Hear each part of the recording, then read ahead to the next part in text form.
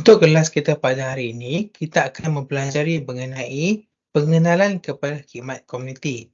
Jadi, mari kita lihat apakah yang dimaksudkan dengan khidmat komuniti. Jadi, apakah itu khidmat komuniti? Khidmat komuniti biasanya kita jalankan secara individu ataupun secara berkumpulan yang bertujuan untuk memberi manfaat kepada individu-individu ataupun masyarakat di sekeliling kita. Kebiasaannya, khidmat komuniti yang kita jalankan, kita akan lakukan berdekatan dengan kawasan tempat tinggal kita kerana kita ingin memberi manfaat kepada mereka. Seterusnya, anda kena ingat bahawa sebagai seorang pekerja komuniti, anda tidak akan dibayar apabila melakukan kerja-kerja sukarela ini. Sebaliknya, anda perlu menyumbangkan tenaga dan masa anda sewaktu menjalankan projek-projek ataupun khidmat komuniti ini. Khidmat komuniti kebiasaannya boleh dijalankan bersama pelbagai lapisan masyarakat yang merangkumi warga emas, kanak-kanak, individu ataupun orang kurang upaya, haiwan malahan alam sekitar. Bagaimana anda ingin melakukan kerja-kerja sukarela dengan alam sekitar? Sebagai contoh, anda boleh menanam pokok-pokok yang bertujuan untuk melestarikan alam kita. Seterusnya, apakah itu khidmat komuniti? Sebagaimana yang saya telah jelaskan, khidmat komuniti kebiasaannya kita lakukan secara berkumpulan dan ia boleh dilakukan di mana-mana tempat yang merangkumi tempat ibadat, sebagai contoh di masjid, di kuil ataupun mana-mana tempat ibadat lain, badan-badan bukan kerajaan dan juga sekolah yang terdapat di persekitaran kita. Secara amnya, khidmat komuniti yang kita lakukan, kita akan lakukan berdekatan dengan tempat tinggal kita supaya masyarakat setempat akan memperolehi manfaat daripada aktiviti-aktiviti yang kita kerjakan. Kebanyakan masyarakat ataupun orang gemar melakukan khidmat komuniti kerana mereka ingin melihat orang lain bahagia. Mereka merasa gembira kerana dapat membantu orang lain berubah kepada keadaan yang kurang baik kepada lebih baik. Selain daripada itu juga, mereka melakukan kerja komuniti kerana mereka ingin mempertingkatkan kesejahteraan komuniti mereka. Terdapat pelbagai objektif apabila anda melakukan khidmat-khidmat komuniti. Antara objektifnya adalah yang pertama, untuk memupuk rasa kekitaan dan kebersamaan antara individu dan juga komuniti yang berada di kawasan sekitar kita. Seterusnya, memupuk dan juga menerapkan pengetahuan, kemahiran dan amalan nilai sivik di dalam diri individu. Seterusnya adalah untuk menyumbangkan tenaga dan kemahiran kepada masyarakat dan juga negara. Ini merupakan salah satu tanggungjawab sosial yang perlu dipikul oleh setiap masyarakat di setiap negara. Keempat, untuk membentuk kepribadian dan memahami konsep kerjasama dan tolong-menolong antara satu sama lain. Seterusnya, untuk membantu semangat hidup bersama dalam komuniti tanpa mengira agama, bangsa, kepercayaan dan juga ideologi. Berikutnya adalah untuk menjadi seorang warga negara yang patriotik, prihatin dan bertanggungjawab terhadap masyarakat dan juga negara. Seterusnya, untuk mengamalkan gaya hidup dan amalan yang sihat, iaitu sentiasa bersedia untuk menolong mana-mana individu ataupun pihak yang memerlukan pertolongan. Kenapakah anda perlu melibatkan diri di dalam kerja-kerja komuniti? Terdapat pelbagai sebab ataupun pelbagai tujuan kenapa anda perlu melibatkan diri di dalam aktiviti-aktiviti kemasyarakatan.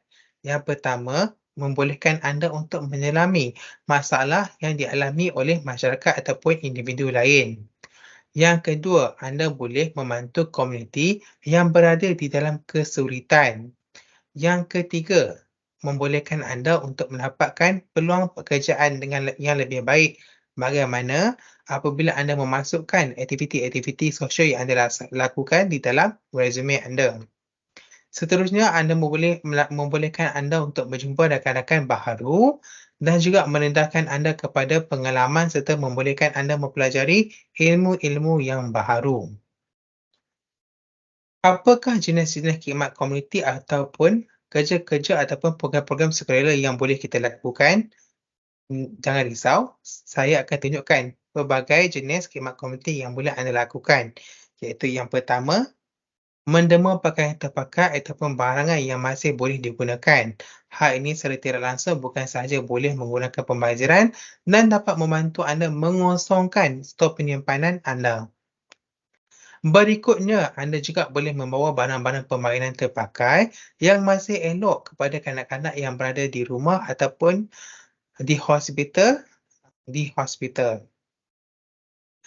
Berikutnya, anda juga boleh menderma buku-buku dan bahan bacaan kepada rumah perlindungan, sekolah dan juga perpustakaan. Sekiranya anda mempunyai pengetahuan di dalam satu subjek, anda juga boleh menjadi tutor ataupun tenaga pengajar kepada mana-mana individu yang memerlukan. Sebagai contoh, anda mempunyai kemahiran dalam bahasa Inggeris. Jadi, anda boleh menawarkan kemahiran anda untuk diajarkan kepada mana-mana kanak-kanak yang memerlukan kebolehan ataupun pengetahuan bahasa Inggeris yang anda miliki. Anda juga boleh menjadi sukarelawan untuk membersihkan kawasan-kawasan pantai, sungai-sungai ataupun di mana tempat-tempat awam. Ini juga boleh diklasifikasikan sebagai khidmat komuniti. Seterusnya, anda juga boleh menghantar keperluan asas seperti makanan dan ubat-ubatan kepada mereka yang tidak berupaya, khususnya golongan-golongan warga emas. Seterusnya, anda juga boleh membersihkan kawasan-kawasan yang telah ditimpa bencana. Sebagaimana yang kita ketahui, kebelakangan ini banyak berlakunya bencana-bencana alam yang mengakibatkan berlakunya banjir. Jadi anda boleh menawarkan tenaga anda untuk membersihkan kawasan ataupun rumah-rumah mangsa banjir.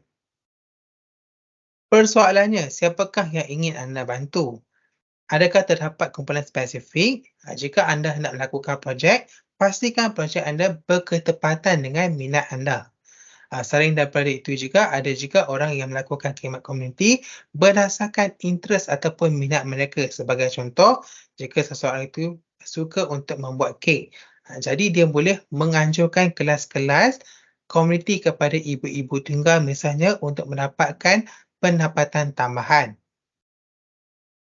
Idea khidmat komuniti. Adakah anda mahu melakukan aktiviti khidmat masyarakat secara berulang ataupun satu kali saja?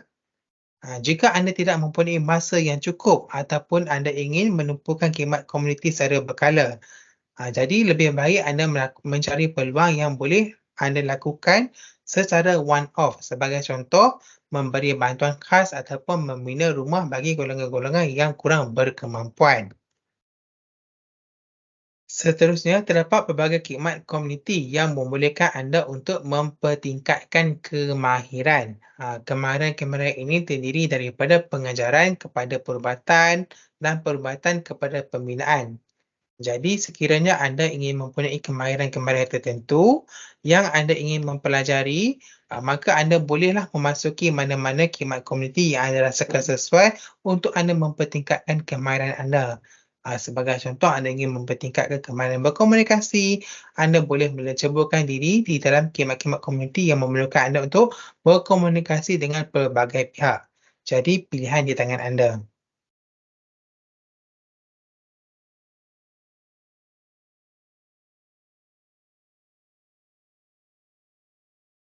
Jadi, aktiviti yang berikutnya, anda dikehendaki menyatakan 3 kumpulan dengan yang memerlukan khidmat komuniti dan bincangkan apa jenis bantuan yang boleh diberikan kepada mereka dan berikan 3 keperluan di setiap satu kumpulan. Contohnya, jika anda memilih golongan ataupun orang kurang upaya, jadi nyatakan apa bantuan yang boleh anda berikan kepada mereka. Itu saja untuk kelas kita pada hari ini. Terima kasih.